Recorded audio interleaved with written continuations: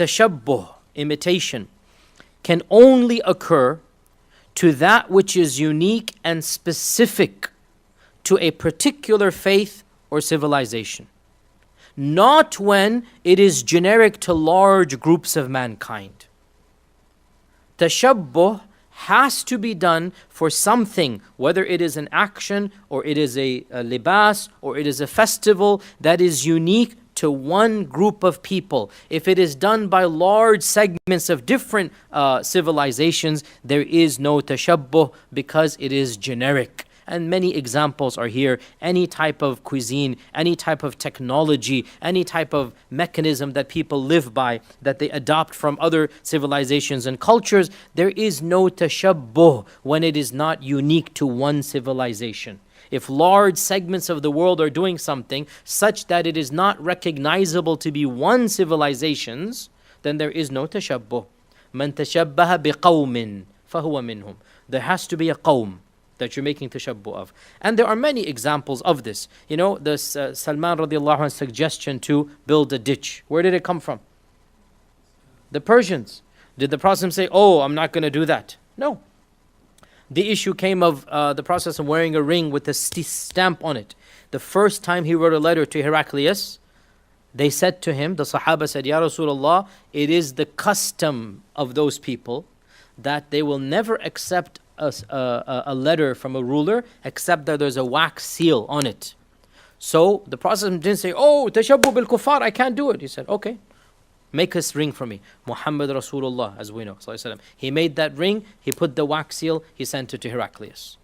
There is no tashabbuh. This is the culture of the world. That's what everybody does. So he did it. Okay? And so many other things as well. I mean, cuisine-wise, our Prophet never ate rice in his whole life. He never ate rice.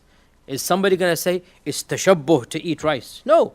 Eating rice is not of one civilization. It's generic food.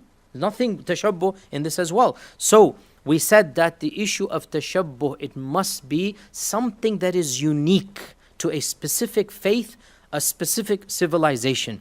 Also, it is very important to note, and Ibn al-Qayyim himself mentions this, that the whole issue of looking different needs to be taken into the context that our Prophet himself did not look radically different from his own people.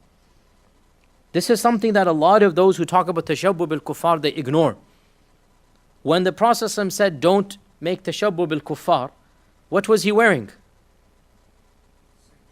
The same clothes as the Quraysh of Mecca. The exact same clothes. He did not bring about a fashion revolution. Think about this. Is something that the more stricter strand, for example, that they always want to say don't. They don't understand the context even of the original ahadith. The Arabs dressed in a certain manner. Our Prophet was Arab. Here's the point. Man tashabbaha biqawmin fahuwa minhum is not necessarily evil all the time. Whoever imitates a group is of them. The Prophet imitated the Arab. Is he an Arab? Yes or no? Whoever imitates the Arabs is of them, he's an Arab. Is that a problem? No. See, this is the point. That some group of scholars, again, this is husn, I mean, they try their best, but you have to be a little bit more broad in your understanding of what's going on here. Ibn al-Qayyim himself, this isn't some left-wing progressive talk. Ibn al-Qayyim himself mentions in his book, this is not in Ahkam al-Dhimma, it'll come to me now, I think it's in Amr al-Waqi'in. He mentions that the asl, when it comes to the clothing, the base default and the sunnah is that the person wears the clothes of his people as long as it is halal to do so. Obviously, if you're in a land that doesn't have clothes, it's not sunnah to go naked. So as long as it is halal to do so, our Prophet ﷺ dressed in the clothing of his people. And he dressed up in accordance with the clothing of his people. Hadith that when the Prophet ﷺ visited, when dignitaries visited, he had a special Yemeni cloak he would wear for them. This is dressing up. Now, who told our Prophet ﷺ that a Yemeni cloak is considered dressing up? Did he invent that, or was that the custom of the time? You see? It was the custom of the time. Yemen was a better civilization than Hijaz at that time. And Yemen had better cloth and better, embroidery. So the Yemeni cloth, the Yemeni shawl on top, was a better garment. So when delegations would come, he would wear the Yemeni shawl on top. He is dressing up in accordance with the culture of his time. So once again, the problem comes, these ulama who talk about tashabbuh bil kuffar, there's nothing wrong with tashabbuh with your own people when the peoples are generic, like the Prophet himself. If we want to dress up, we will wear a jacket, a coat, a suit. This is our culture. And that is why I say it is sunnah, meaning sunnah in the sense of what a Prophet would do. It is sunnah to dress in accordance with the culture of your peoples. And it is a problem that some of our ulama make it something embedded in the minds of the people that anybody who dresses like this cannot be a person of knowledge. He must be dressed. And here's the irony. If you want to look at where a person is coming from, look at the clothing of their ulama. So people of certain persuasion will dress in the kurta, shalwar, white with the turban, and they go back to 1700 India. And that's the sunnah for them. Others are going to be dressing in a Moroccan, thobe with the type of turban, and that's basically 1800 Morocco. Others are going to dress like the Saudi styles of the 1700s. They think that is the sunnah. And each one of their sunnahs is essentially their founders of their own tradition. And they think this is the default.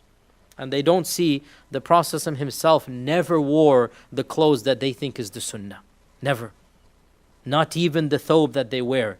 Because that fine cotton that they're wearing, with the nice buttons made in Italy, with the beautiful silwar that they're wearing, and the underwear, let's not forget that as well, right? Because again, let's be honest here. See, and again, I have to be a little bit facetious, a little bit sarcastic, because it is irritating that the very people who tell us don't they fall into it min haythu la yash'urun, without even understanding, okay? Look at the watches that they're wearing, okay? Look at the pens that they have. Look at where is it coming from?